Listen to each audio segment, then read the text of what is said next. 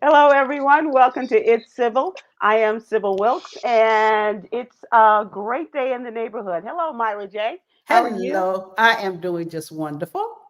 Good, good. And Stephen Hill, I still haven't learned any Chinese to speak to you. How are you? Ni hao, ni Ni hao. hao Feeling Ni pretty darn hao. fine. What Me does and my ni little hao mean? to a hello, grasshopper. hello. It said ni Oh, hao to a grasshopper. Hello. It means hello. It means oh, hello. And I say that. I greet all of you with that. okay. Yeah. We are without Quinn. She is adjusting. She made her trek across the country to California, and hopefully we'll hear from her in the next couple of months or so as she adjusts to life in on college campus and life in the CA. Have a great show coming up today. I'm very excited. The former mayor of Tallahassee, Florida, our friend, former Mayor Andrew Gillum, also gubernatorial candidate. Should have been the governor of Florida, but things happen. But just really excited to talk to him. He is also a podcaster with some dynamic women. Talk a little bit about that Native Land Pod. And so, Stephen Hill, give us a little. Don't give us too much because we'll talk about it a little bit later. But how are things in the Singer China 2024 or China the Singer 2024? We're on the last 3 weeks. Things are going pretty darn fine. Yeah. So that's Friday. We'll get into it more. But she's getting ready for. It's Thursday here already. So tomorrow's show is tomorrow. Tomorrow at 8 a.m. Sorry, at 8 a.m. East Coast time. Okay. Wow. There you go. Okay. Okay. And you gave a really sweet pictorial of your adventures there Yes. in China with her meeting people and fans coming up to her. You guys being at the Great Wall and all of that. It just looked really charming. Yeah. Check it out on my Instagram. At Steve. What am I at Instagram? Stephen At G. Stephen Hill. Grant. No, Stephen Grant Hill, right? I'm at Stephen Grant Hill on Instagram. Stephen G Hill on. Right? Am I right? Am I wrong? Go to Stephen Hill PH and you'll find. Wait a minute. Wait a minute. Myra, how's the weather? I understand you guys have had a lot of rain. We've had a lot of rain. It was very hot, but we had a cold front come in last night. So I think we were just a very chilly 88 today compared to what it's been the Wow, last that's couple of like what weeks. we Oh, had a couple of days ago. We didn't get Beryl. We got a little bit of from Beryl, but it wasn't a lot. Um, but friends in H Town and in South Texas are Um, yeah, suffering, yeah, yeah, yeah. absolutely. suffering. So check on your folks, as we always like to remind you. Um, as I mentioned, we've got a lot going on, but I do want to talk a bit about young Quinn and her story. Quinn is our LGBTQIA correspondent, and she has written a story about the removal of gender affirming care in the state of Texas, all thanks to the Texas Supreme Court.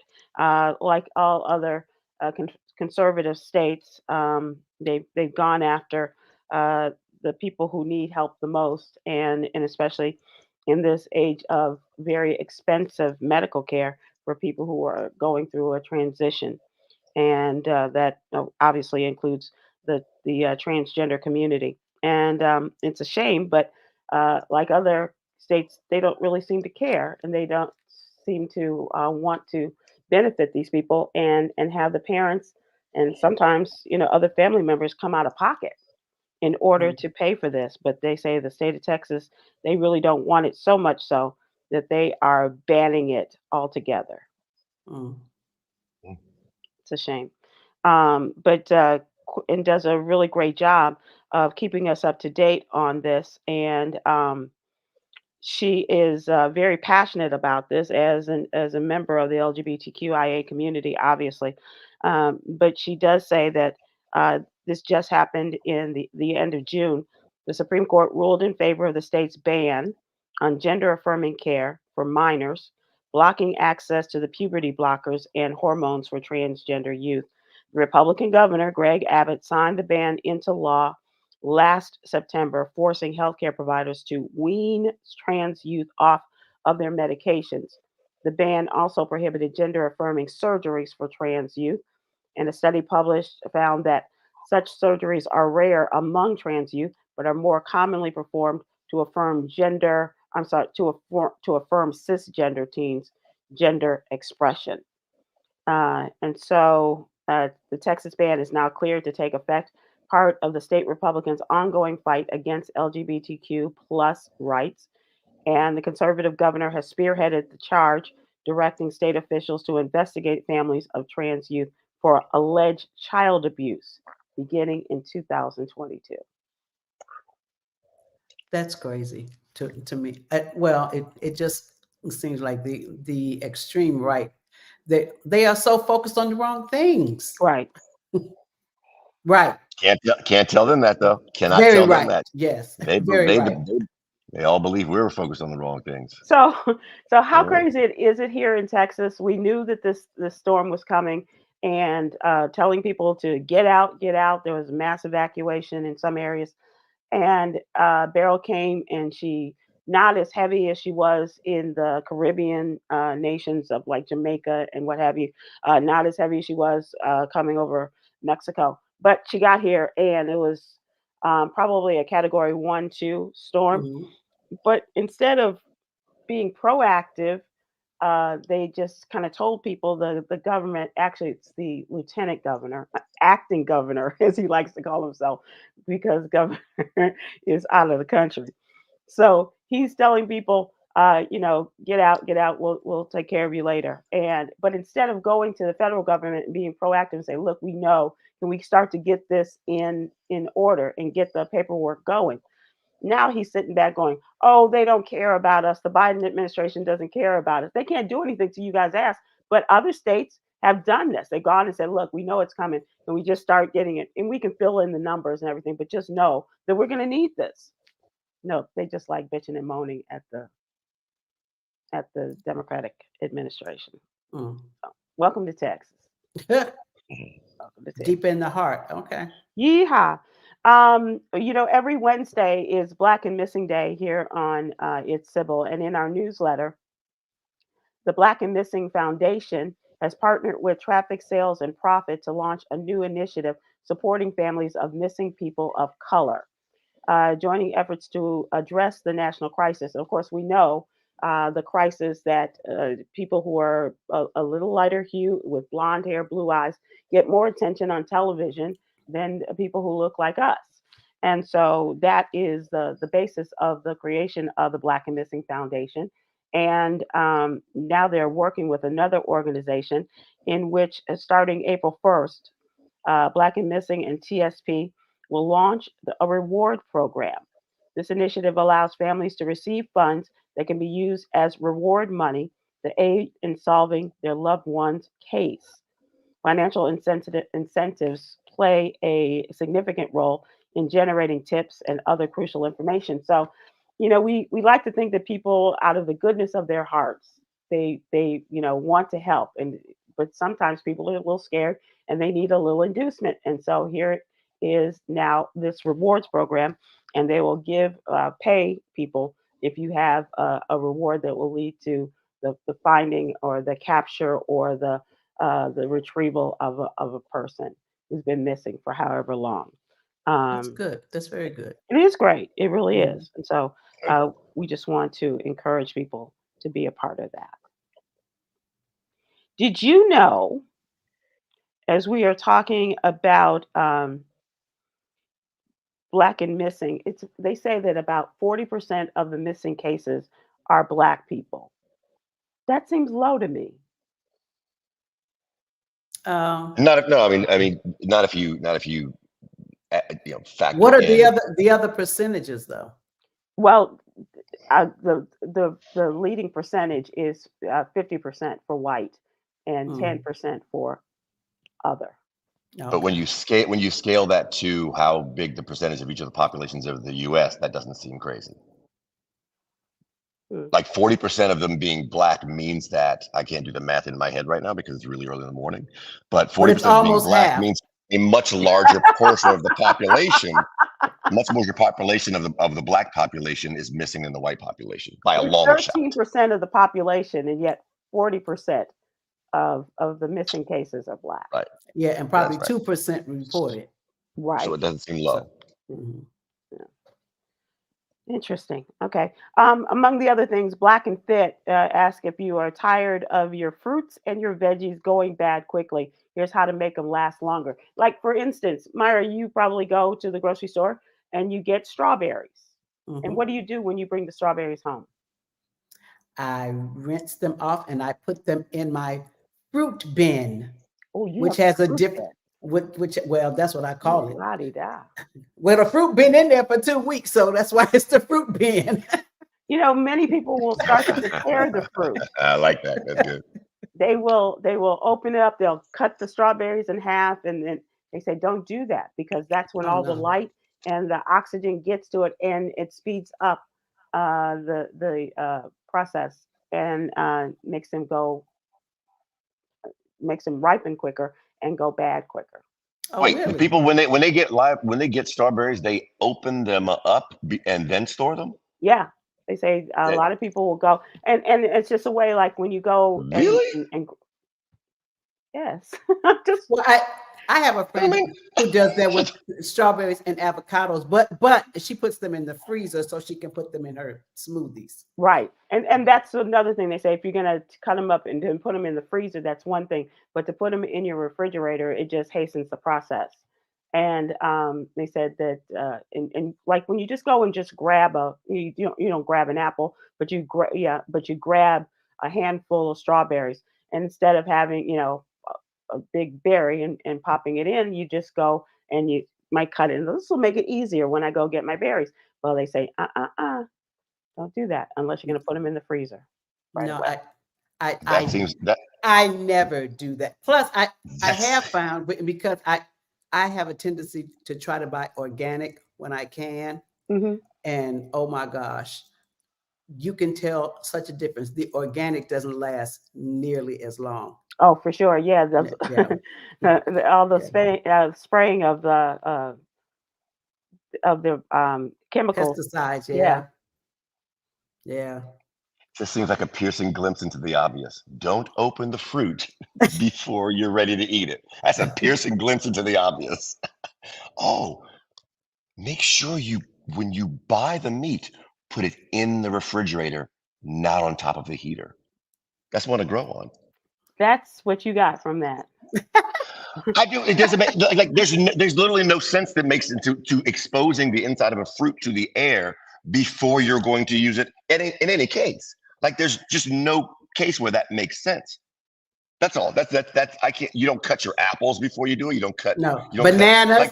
Yeah, I like do. there's And then nothing. I There's then I nothing pour a that you little cut. lemon juice over it, and then I can But you just eat it right away. But you eat it right no, away. My point is no, no. Really? okay. Yeah, Okay. I will slice them and then pour a little lemon juice to try to and preserve and keep them from going brown It quickly. it it Then may we it, then we it live in a may different slow world. down the brown. It may slow Yes, down the brown, it but the slows down the brown is brown. coming. The brown is coming, but by the But time it hits my, right there, I'm okay. yeah, okay. Okay. It Yeah. just makes things easier for me. I get it. I get it why people would do that. Um, but by the same token, Stephen Hill, has a thing about putting meat and warning people not to put meat on the. No, no, no, no. It's just obviously not spoiling things before they need to be spoiled. That's all. It's just that obvious thing. Like once you cut it open, you hasten the spoilage. It's just clear. That's all. All Yes. right, moving on. Sorry. Ask That's any it just seems avocado. obvious. It just seems obvious. That's all.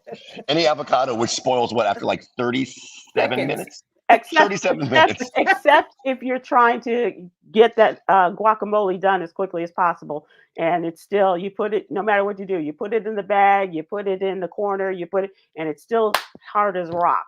So that's like in my case, that's just me. Um, we would love to have you subscribe and perhaps, bandy about really thrilling and scintillating conversation, like about how to keep your fruit fresh and don't cut it open early if you're planning to invite Stephen Hill over.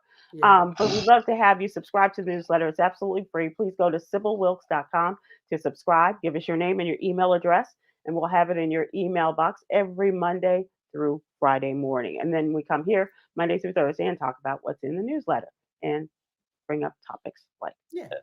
I would suggest putting your fruit in a margarita. Ooh, Yeah. Now you're talking.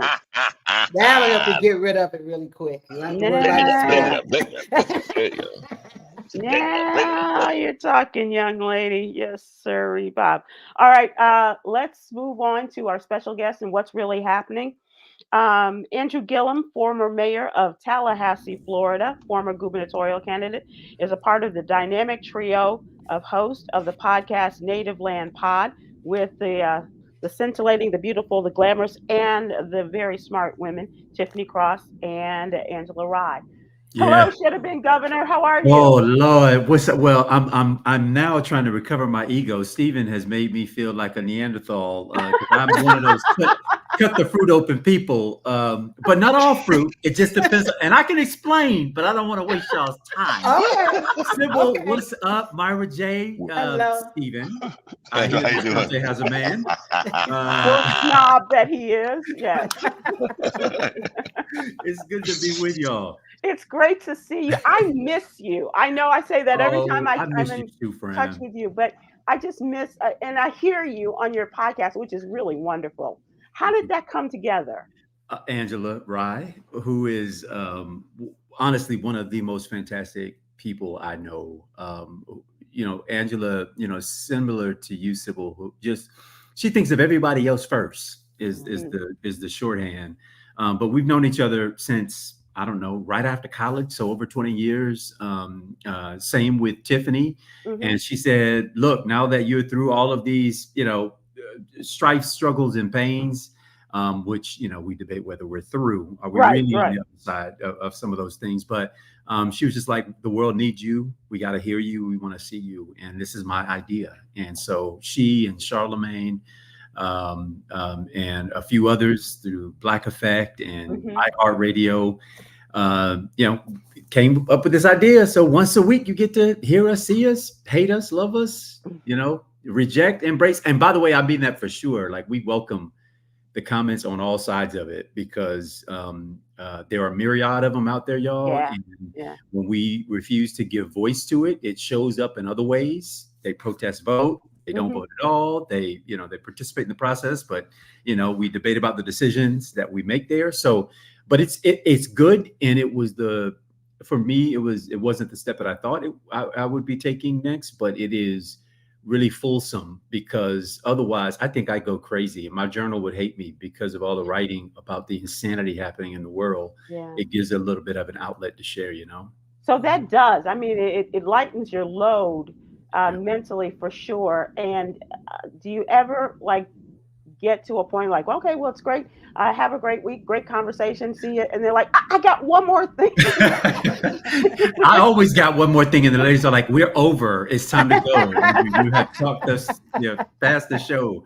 It's so good being with Tiffany and Angela too, because they're fierce, brilliant sisters. And I thought I was going to serve the mediator role, like, okay, you in your corner and you in your corner. Right. Because, we're all that. And what's funny is that they're excellent listeners. And I think of myself as a good listener, but when one of us is leading the topic, the others are truly engaged and are curious about what's happening. And you almost feel like you're in conversation potentially with a viewer or a listener who's part of your family, just asking what is the obvious, the not so obvious, the subtext of something, and agreeing or disagreeing with you. And I think that kind of banter is so important, because it is what best represents us. We are not a singular monolith of a people. We're diverse in range and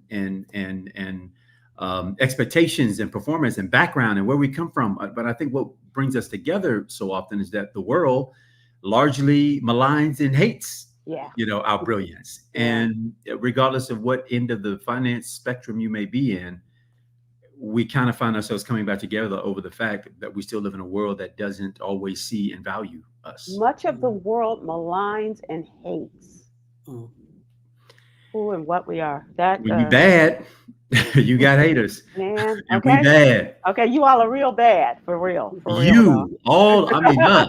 We. No, y'all are bad. Y'all are bad. Let me ask you this, because I have taken to putting a lot of things off of my, taking things out of my bandwidth and removing, because it's so difficult for me to sleep at night, or to sleep, for 8 hours a night, which rarely happens. But this week has just taken it to a whole nother level. Did you see this week coming? Not in the way that we are experiencing it. And if we're on the same page, I'm thinking about the whole Biden and Right. the Yeah. party unraveling over it. And I tell you one thing, I heard somebody say, well, the Trump ain't been out there for a weekend. Why does he need to be out there when we're doing his job for him?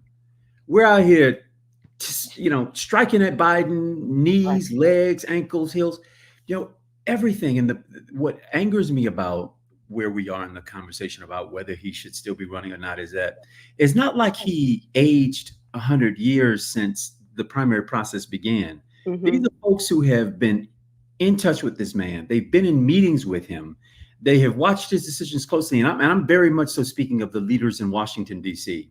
I'm speaking of our party leadership in Congress and those on the Hill who are acting like they just met this man and haven't heard from him. And what is really getting at me about this whole change the nominee thing is Biden has not been shown to have been mentally incapacitated in his job.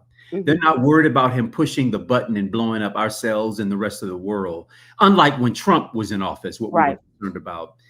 There hasn't been a reflection that in meetings with the president, he seems to be unaware, disoriented about where he is, not engaging in the conversations. In fact, the exact opposite has been reported, that when folks go into meetings with him, they find him extremely bright, ahead of the talking points, just really aware. So what is this about? What is it about? Okay, he had a bad debate performance. Donald Trump had a bad 4 years. Right. Yeah. Preach. So why are we doing his work for him? Why are we kneecapping him? And the last thing on this, because I can really go on a tirade, is that we're also pretending that if Biden were to step down and to release his delegates, that we have an answer for who would come next. Because I'm convinced, based off of my observation of some of the white liberals in our party, they're not going to get with Kamala Harris. Right. There will be a broker convention. We're going to disrupt the process, and we're going to have a bunch of us protesting voting because they have driven our vice president into the mud. Yeah. Yep. So there's no that's the quiet part out loud. Yes. That for me is the quiet part out loud. It's like, what are you talking about? If he walks away, who are we going to get to put in there? Are we going to have this broker convention? There's no need for that. It's not. Thank you. Thank you. And to me, the other thing that the talking heads don't speak about enough, it's not just about Biden. It's his administration. Mm-hmm. I would definitely hope this man lives a long, healthy life. But if something was to happen to him within the next 2 weeks, the country is not going to fall apart. Hello. The rest of the departments will still be able to function. Absolutely. Because they have competent people in the department, as opposed to the other who just had a bunch of his yes men there who didn't know what the hell they were doing. So I'm like, come on, people, it's chess, not checkers. We're in it to win it. Come on. We have to win it. However, how many Americans play chess versus how many American voters play checkers? If you want it, you have just to be honest about it, right? Really? How many play chess versus how many play checkers? Everything you're saying is true. However, voters aren't necessarily voting for that. They're voting for the strongest person in office. FDR had polio. They hid that. I think it was polio. They hid that from the American people because they knew, even though he was the strongest person and the only president ever to have 4 terms, they knew at the end of the third, if they found out he had polio, he would not get a 4th. Yeah. Unfortunately, the American voters are not going to vote for the intelligent things that Andrew and Myra and Sybil are saying. That's an unfortunate truth. It is unfortunate.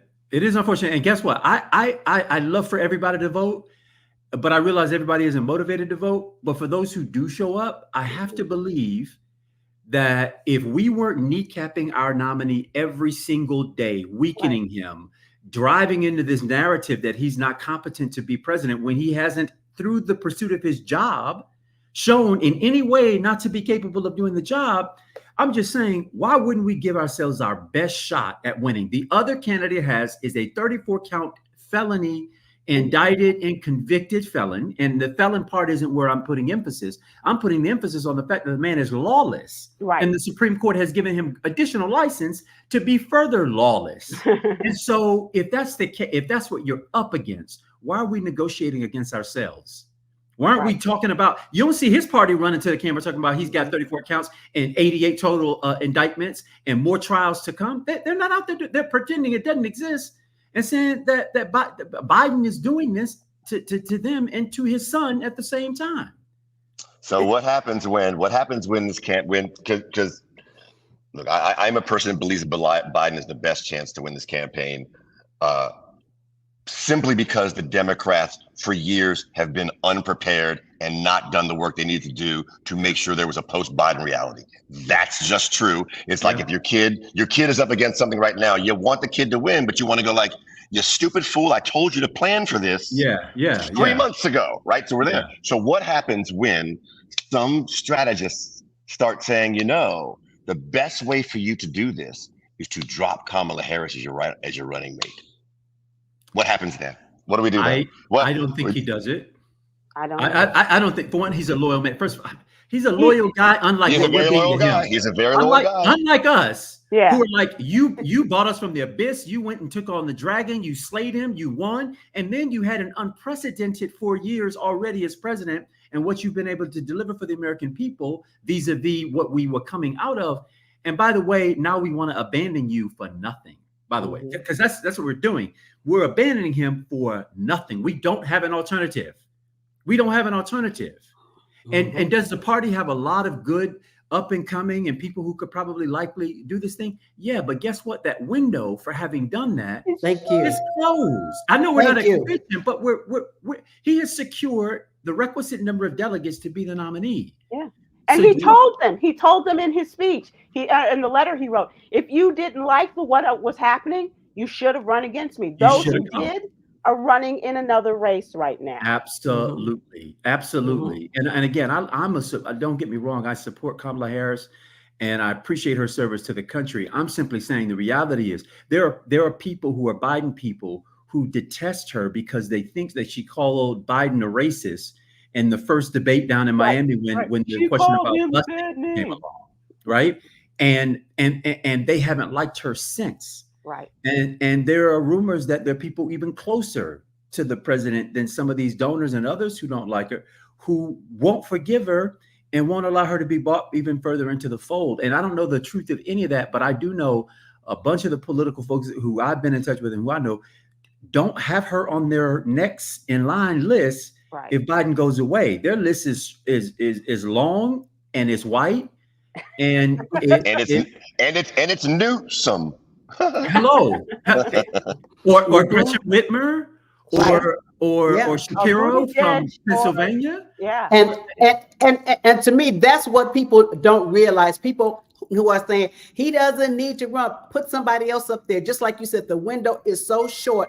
They will spend the next 3 months bickering about who should be in that slot, and we'll have no one. And that is a loss for sure. And for people who say he can't do another 4 years, well, he doesn't have to. Well, there's that. He doesn't have to. There's that. Ask Nancy Reagan. God rest her soul. Okay. But we shouldn't pretend that Ronald Reagan had his total complete faculties all the way through his presidency. That's In right. fact, But during election time, those shortcomings didn't evidence themselves. No. Like sure. That's the real challenge. Not in a social media time. Not in that period like this. You're right. It's not the same. Social media time when people have the bullhorn. It's very different. But I just want to know aside from being on stage and looking like he took Benadryl, where have we heard that Biden has faltered in the execution of his job as president of the United States? I would love for that to be the point. That's not the point. I mean, I get it. The point is, you're right. You're 100% right. I get it. But to voters who might be on the line, Agreed. the truth is Agreed. that mattered. We're trying to make it so it doesn't matter. No, I don't. I agree. I agree, but I also matters. don't think that we should cave to the superficial as if that's what should be running the day. Right. My kids say a lot of things that don't make sense, but they say it and they believe it earnestly at the time they say it. And I'm simply saying we have to call, but we have to call the voters to a higher purpose. And just ask the obvious question. Yeah, he looked lagging there, but you worry at night whether or not this man might wake up in the middle of the night and pull the nuclear codes? Right. I don't worry about that. And in fact, by and large, I haven't had the kind of angst I have lately this last week about the federal government and what is and isn't happening. And all that angst has been bought on by people of my party. All of it. Andrew, hang on one second. We have somebody who has, Yolanda, you want to put that up, the question? Rough House on YouTube says, he didn't do anything for us. We're not abandoning him. I don't know who Rough House is. All I do know is the stimulus package that came through that provided the kind of tax relief that my family needed for childcare, where we gave a childcare tax credit that matched what it cost parents to put their children in daycare for 5 days a week, finally started to match what we spend. I know that during the pandemic, that when we were coming out of this thing, and first of all, everybody who's crediting Donald Trump for their checks, that was Nancy Pelosi in the House of Representatives and Chuck Schumer in the Senate who got that stimulus package through. His greatest credit was giving tax benefits to the wealthiest 1% who sure as hell don't need it. And our economy was starting to falter as a result of that. Of course, because it drove us into the largest deficit the country has ever experienced by just their one action. And so even if you didn't believe me, because it's hard to convince folks who say I got nothing when the facts are actually on the other side of that, unless you're, I'll just say that much. When you ask me what Trump gave me, he gave me sleepless nights, heartache, an illness that could have been better contained that instead infected my mother, who now has long COVID, and others, in ways that I think we're going to spend the next several years trying to understand what happened there. The same guy who ran protesters from in front of the White House, trounced over them in order to hold the Bible upside down. The same guy who wants to silence protests, give police officers around the country immunity from prosecution, period, regardless of how they terrorize us, kill us, drag us, and our communities where we should be safe and feel protected. And so, no, forgive me if I don't want to hand the keys of the country over to a racist, misogynistic, egotistical maniac who has no regard for any of us. I think a challenge to that is that we got the four of us as Biden no matter what, right? There's Trump no matter what. The people in the middle will not see Trump as a racist first. It's just true. They don't see him as a felon first. They don't see him as a racist first. They see him as someone who, for some reason, because his marketing's better, that will put more money in their pocket because of his policies, because of his deregulation. That's who the people in the middle, who are not on either of the sides, are going to make this thing. It's a challenge for a Black person, but it's just true. I'm just saying it wasn't evident. That's not what he did for 4 years as president. He's a better marketer. He's got better marketing. I agree with you. I just live in a reality. I would just ask the voters to live in a reality. Live in the life that we're living. And if you just did that, and you know how they used to say, put your pros on one side and the cons on the other, make your own list. I've got my reasons. And it's not because I'm close to the president or their administration or any of that. I hadn't seen him since I ran in 2018. I have no idea. But when it comes to me, my family, my 3 children, my wife, the folks who I love and care about, I'm voting for them, for me and for them. So however you do the math in your home, do your own math. But my greatest fear is that people are going to come out as anti-Biden, as Rough House says, and he's a bit of a troublemaker. Oh, okay. We got those. Yeah. Love it.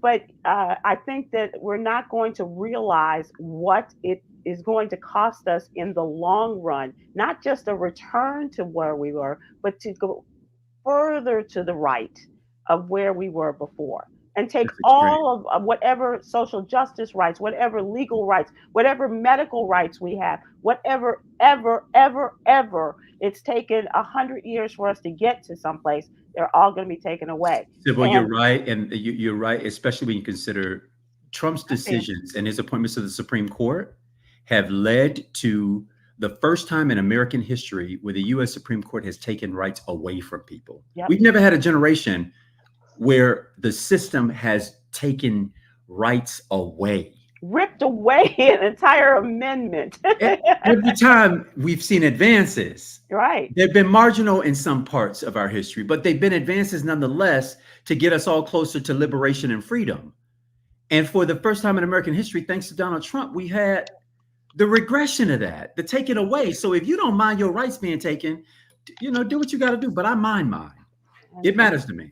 The people whose rights are being taken. Hang on 1 second, Stephen. Andrew, we are coming to the end of this segment. Can you stick with us for a little bit? Yes. Okay. Yes. All right, cool. And as we move into trending, Yolanda, can you also give Steve Hammond's comment? Our friend Steve Hammond says, people buy products, people love brands, but people vote for dreams. MAGA is selling a false dream, but that works. And it is working. Better marketing. Yeah. Better marketing. Yeah. For sure. You know what? The problem is, Obama, if y'all remember in his reelection, had a horrible first debate with Romney, Mitt Romney, who really wiped the floor with him. And part of it is that when you're president and you've sat in that job for 3.5, 4 years, you have to believe that it is beneath your station to sit on a stage with someone who's never had it before, or get a horrible job with it and debate them about the merits of the office. But the truth is that Democrats, when we serve, fall in love with serving and doing the job and forget to go out and tell people the job that we're doing and think that the work is going to speak for itself. And while maybe it should, we do need folks who are brands, who are spokespersons for the work that they're doing. And I agree, Stephen, you hit on it, and Sybil and Myra J, the question goes directly to it, which is this man has gone out and he sold a dream to people. And people do want to be sold a dream. And they don't want to be saying, I'm just keeping you from harm's way. Every generation, every election has to be about advancement, about the future. And I do think that in some ways this campaign has sort of left it to people to draw the conclusion about what's happened rather than told them exactly what they've gotten and what they can expect to get in the next 4 years. We've not gotten to what you can expect yet in this campaign. Because we haven't lived that life. Our grandmothers and in some cases mothers and fathers have lived through this. We have not. We don't know what the MAGA days are like, the good old days, making America great again. It wasn't great for us. It never was. But that's what they want because they felt, that they had all the power. The other thing that I wanted to point out, something that Yolanda and I have been talking about all the time, is that Democrats fall in love and Republicans fall in line. All the way. All the way. And part of it is that it's easy to fall in line when you are a monolith. Right. When by and large, the entirety of your constituency are white men, then buttressed by the majority of white women, who again are oftentimes voting against their own personal interests, but in some ways they're not, because their interests are also allied with their proximity to white men, who at the end of the day make decisions in their interest. And by the fact that they got white mothers and those white mothers have white sons, that they will be taken care of in the whole of it all. They won't be first, but they'll be taken care of in the whole of it. So the proximity becomes part of their interest. Their closeness to white male hegemony keeps them safe in the process, while rights are still being taken away under the people who they're electing and voting for. And I think for us, it's much more difficult because our constituency is so much more vast, so much more diverse. How do you meet the needs of all these varied communities when everybody's got different things that they need? And that kind of coalition is hard to keep held together. But I will tell you who has been the glue, the solve through it all has been the Black voter. Right. Who at every turn has delivered for the Democratic Party. We are its base. And so the fact that Biden enjoys overwhelming support from Black voters, overwhelmingly in his nomination, it's curious to me how it is that the minority of the party, white men largely, are being able to dictate that the man need to go. Right. Y'all aren't even. You ain't pulling, your numbers ain't showing up for him. Well, I have several friends who have benefited from student loan forgiveness. Oh, yeah. That is a huge thing. And people are like, well, if they went to school, they ought to pay for it. That's not what it is. They've already paid that loan off 10 times over. This is the compounded interest that they will be paying for years and years and years to come. That's 20, 30, 40, $100,000 over the years. That's what's being forgiven. So the government has already gotten their money back. We have prescription medication that has been reduced that affects us so much. Yes. $50 cap on insulin for our seniors. That happened during the Biden administration. Thank you very much. I'm like, let's not think about us today. Getting Biden back in office, for me, because I always say the finish line is much closer than the starting line for me.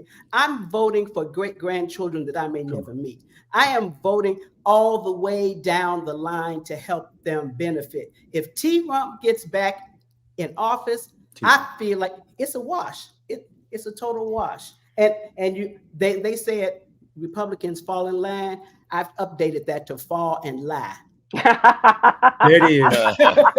There it is. There it is. I mean, the man lied for 90. By the way, we never got to the fact. The other side of the debate was that Trump for 90 minutes stood up there and lied. Couldn't speak the truth if it was sitting on his nose. Just wouldn't answer questions. And the fact checker said that he told over 30 lies. Over 30. But what was the problem? Biden was sleepy.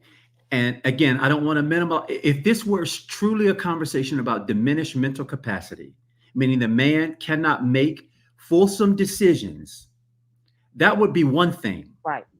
But that's not that is not evidence. It ain't come out in the medical, and they've been much more transparent about his medical records than the previous president, who said that his damn lawyer, a guy from Texas, Sybil, well, I think you in Texas too, Myra, right? I mean, Sybil, is you by yourself over there? I'm so sorry, Sybil. His doctor, magnificent, incredible, magnanimous, never been healthier in his life of the world history and ever was. And we're the news is reading this as a legitimate medical report from a doctor, who is now a member of Congress. Right. Thank you very much. Yeah, he's a Texas congressman. We're not even in the same planet, y'all. They weren't in the same. They weren't in the same planet, and the fact that we now have the chorus of voices and around the opposition to Biden being about the fact that he had a sleepy debate performance compared to what we ought to be doing, which is putting them side by side every time, because this is not God versus everybody else. These are two people. There is a dichotomy. Mm-hmm. We have two choices. If you don't vote for the one guy, the other guy gets it. Right. Whoever gets the most votes gets it. It isn't like we get to wash it and say, oh, we're just going to do a snap election and try this presidential race all over again. That's not what happens in the U.S. political system. Somebody will emerge as the winner. That's right. So our choices are these two. Yep. And as far as I'm concerned, and again, I watch this stuff, I get it, but more than anything, my decisions are being driven by the fact that I wake up every day and I live in this world and I try to provide and work for a family and so on and so forth. That's how I'm making my decision. It is based off of that, nothing else. And so I just encourage the voter, because I think what's really at bay here is that in this country, we don't do well with aging. And we don't want a president to wake up that we look at who reminds us of the frailty of aging and what it can look like. Yeah, you move a little slower. Yeah, maybe it takes you a little bit more time to get more complete expression of what it is that you're trying to say. Mm-hmm. That may be his excuse, but what's Trump's excuse for his all of his deficits? What's his and full of lies? Absolutely. Marie Rio on YouTube says Mitch McConnell froze on camera more than once, and who asked him to step aside? He still knew how to steal Supreme Court seats. Yes, he still knew. He still had the facilities, the faculties rather, to do wrong. Mm-hmm.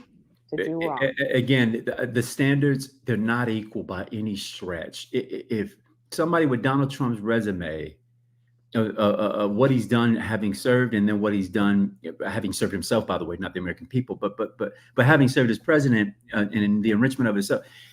How come we are blowing off our heads? Our hair is on fire over Biden. Between these two nominees, we losing it over Biden. So I'm not sure it's the we. I'm not sure it's the we. Here's the thing, and I say this as a someone who's going to vote for Biden. I would like for Biden to stand. I don't believe. I would have more respect for this movement. They say, like, move Biden out and move Joe Franzen in, right? If there was I'd have more respect for that movement. That movement doesn't have this. The challenge is we're speaking to voters as we'd like them to be. Trump's speaking to voters as they are. Yeah. Right? It's just the truth. It's just the truth. We would like our voters to play chess. We'd love for them to go through all these calculations, all these kind of complex thoughts of why Biden shouldn't be there. It's not how voters are. It's just not. I think you're right. You appeal to self-interest, and Trump is doing that. I'm just saying, ask yourself, is it really in your interest, though? It's not rocket science. If he's promising these things, and he's delivering, like, is it in my interest? Does it help me for America to be white again? Does it help me to lose rights?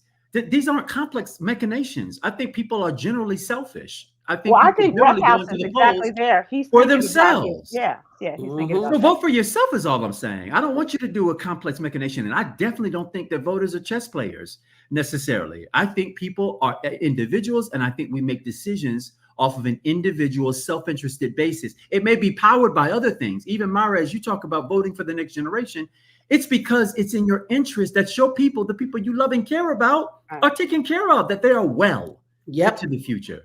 Yes. And there's even though it sounds magnanimous, there's self-interest in that. And I have the same self-interest. I want my kids to be well. I want a future for them too. But it is in my interest that there be one for them. Brendan McCutcheon says, we also must realize that many Democrats agree with Donald Trump, just are silent. She says that on Facebook. And that is true too. There are a lot of closet Donald Trump fans who may be Democratic and they just don't want Joe Biden to win. They definitely don't want a Kamala Harris. And why can't, after all these years, never mind, I'm not even going to get to pronunciation of her name. Are you surprised, Andrew, about Nancy Pelosi today? Basically saying he may still need to make a decision about whether he's running, and we're encouraging him. I find it funny because people kept talking about her being run out of office over her age, when I think she has been the most effective Speaker of the House that the country has ever seen, and certainly delivering for the community. So I hate that she's given way to this thing. All I'm saying is where were y'all back during the real nomination process and putting forth a suitable alternative? We don't have this is not going to go as we are imagining. To take Joe Biden out of the seat at this point, having secured the nomination, his votes just don't go away. There are rules and bylaws to this thing. He's got votes, and every one of them who voted for him in the primary as a delegate voter have to vote for him the first time on the floor. He can then release his delegates after the first ballot has run its course. And I know I'm talking into the weeds here, but it's important that people know that there are weeds to this process. It is the reason we have conventions and nominated conventions is for a reason. And so somebody else has got to secure those 2,000 plus votes. And if you're suffering from the illusion that just because the vice president is the second in command in the country, the Constitution gives them rights. But within the Democratic Party, those rights are not extended. Within the convention process, that person has to secure the votes that it needs to become the nominee. We don't know who that person is going to be. And I tell you, there is going to be a fallout. If it's not Kamala Harris, there will be a protest vote that we didn't anticipate today. Come on. If it is Michigan, there will be a protest vote if anybody leapfrogs her in this process. And there are white Democrats who are not voting for her, period, never, ever. When they talk about the strength, particularly of the Black woman vote, baby, let me tell you, it's going to get real. And if you wanted to see anything, that was today when she was in Dallas, Texas, and she was speaking before her sisters of AKA, the Alpha Kappa Alpha sorority. That was an incredible show of strength and support. And unfortunately, I don't think we talked enough to our Black community, to the Black community, about how this process can go down. Right. We don't. I think people are suffering illusions about how this thing can go down. Right now, I know there are unknowns around how Biden will perform, but the unknowns of throwing him out and then trying to figure this process out, what we don't know on the other side, a candidate being vetted for president, we're learning new things about the Democratic nominee that we had never heard before. This is what happens when you go through the vetting process to become the president of the United States. There are going to be things, and nobody's going to be talking about Trump and what he's done when that happens, because everything that is his deficit's been baked into the cake. It's like, let something come up on one of our people. It's like it's playoff time, and it's, you know, and it's LA and it's Boston. And you said, well, I wish Chicago was there. Well, Chicago ain't in there. It ain't in there. Let it go. Wait for the there. next playoff. It's Boston and LA. This is who we got. One of them will win.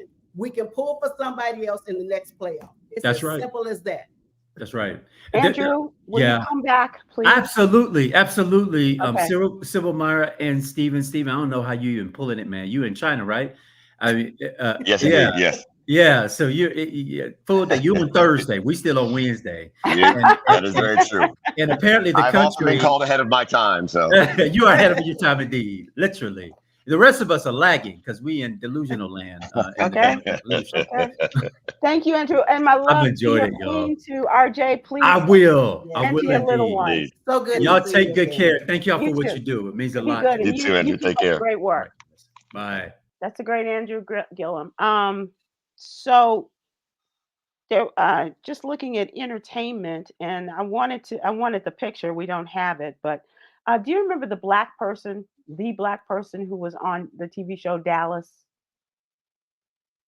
No. Did he wear a cowboy hat? She did not. Then no. Charlene Tilton? She was kind of built black. Let's be honest. She was kind of built black. One could argue. As J. Anthony Brown used to call her, Juicy Lucy. Yeah, no. Yeah, no. She was built black. No, not even a little.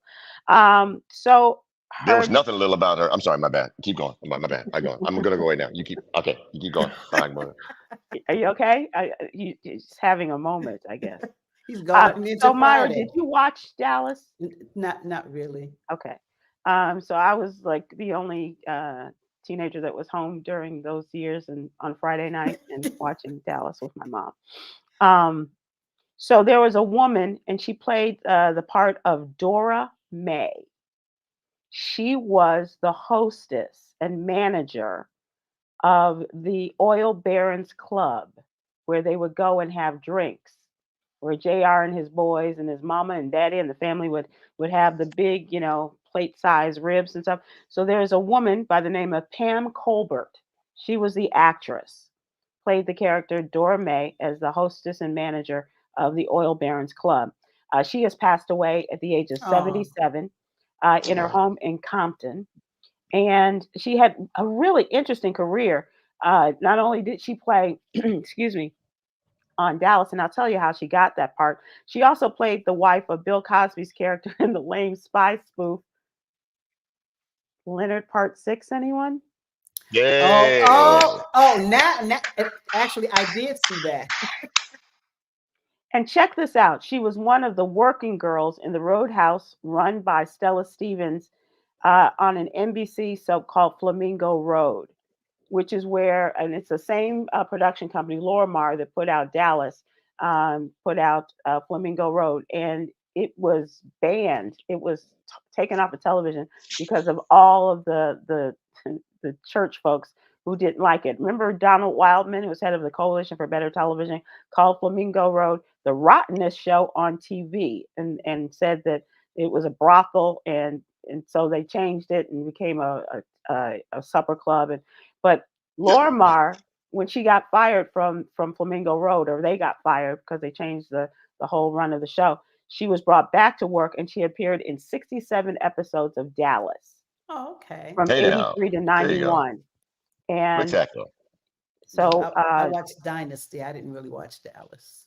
Oh, you didn't watch? Oh, you were even were you before Diane Carroll became a part of it? Well, basically because of Diane Carroll, because it was such a big thing, you know, that she was coming on the show. Yes. Yeah. Yes, it was. Well, Sure. she was she was really something to be, you know, black. Oprah Winfrey used to say, they would say, "Colors on, colors on." My mother was like, "That black girl is on," you know, on Dallas. But Pam Colbert was her name, and she passed away, and so we send our condolences. Very sorry about that. She had been ill for the last several years, according to her sister. She had suffered from strokes. We're going to close out with the jewel. And this is not our normal Wednesday jewel, just so you'll know. True appreciation goes beyond words. It is shown through actions that reflect our gratitude and respect. So breathe that in and exhale. We don't breathe. I was all ready for my breath here. Okay. I know. Bringing in something. We're gonna exhale. Happy birthday greetings to Ward White, the Ward White. Happy birthday, Ward. Happy birthday. And thank you, everybody. Thanks, Andrew. And thank you, Stephen, for the long hours that you get up and participate on Thursday mornings. And Myra, stay cool. Yes. We'll see you all again soon. Take care. Aloha. Yes. Bye-bye. Be safe, everyone.